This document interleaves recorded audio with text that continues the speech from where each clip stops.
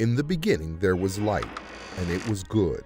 Waldo Calvin Bryan of Bryan Electric would help the electric revolution with the design of the first enclosed electrical switch and the beaded light pull chain. Thus, the Bead Chain Company was born, a tradition which led to thousands of jobs and millions of beaded chains. Bead Chain Manufacturing Company had a national market for chain overnight. And at the height of their production, I believe they had 3 shifts and over 300 people. Bead quickly diversified, making more than just bead chain.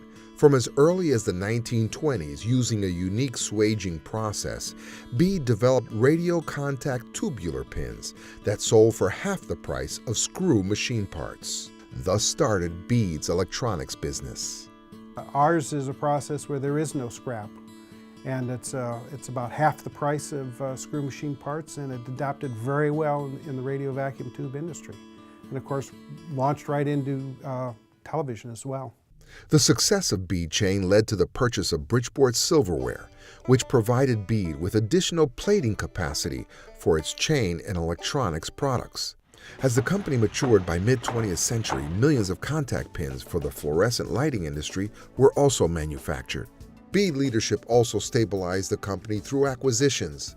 In the 1970s, Bead acquired the McGuire Manufacturing Company, which distributes the trim line of high-quality commercial plumbing products. They also entered into a joint venture with Sturge Chain in England to supply Bead Chain to European markets. In the late 80s, Bead also went through a brand change, going from Bead Chain Manufacturing Company to Bead Industries Incorporated to better reflect its many diverse businesses. We sell to the telecommunications, the automotive, the PC board, specialty lighting company. Our products are so far-ranging. We have sold chain assemblies that have been on Stinger missiles. We sell stuff that's gone to the moon, very small onesie-twosie things, but we're also in an awful lot of vehicles out on the road today. And we tell our people, you know, this component might be for an airbag. Let's not take this lightly. Lives are involved here. And so I always try to, they just see these billions and billions of little pins, and I try to say, no, that goes into this assembly, which goes into this vehicle or this item here. Let's think about the end user and how important our products are. My daughter is slated to take over my position. I have actually 3 daughters and a son-in-law currently in the business.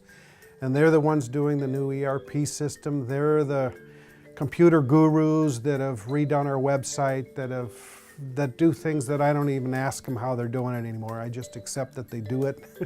and that's the vitality that you need. You need to have that spark, that fire, always coming up through the ranks in the company. You want to come out of the sort of the smokestack image and try to make it, hey, you know, anyone can work here, young people too, and it can be fun. It's all about the people you surround yourself with. Now we really need to hunker down and go full force on the areas that are working and get some sales feet on the ground. It's amazing, and people say the same thing, that the same family still owns a company in the same state, in the same area, where a lot of companies, they've been sold off or moved out of the areas wherever they started from.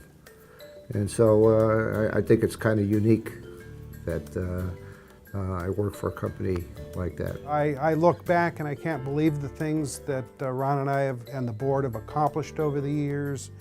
And I'm just thrilled that I've taken the company through its 100th year and that my children are working down the hall. It's significant that you had people in the 1800s who had visions of what to do, and then people taking over for them in the 20s and carrying something like this through all these years, 100 years. It's just a real feat, and I believe it needs to be celebrated, not only for the people that are here today, but for all the people that have been part of the Bead family for the last 100 years.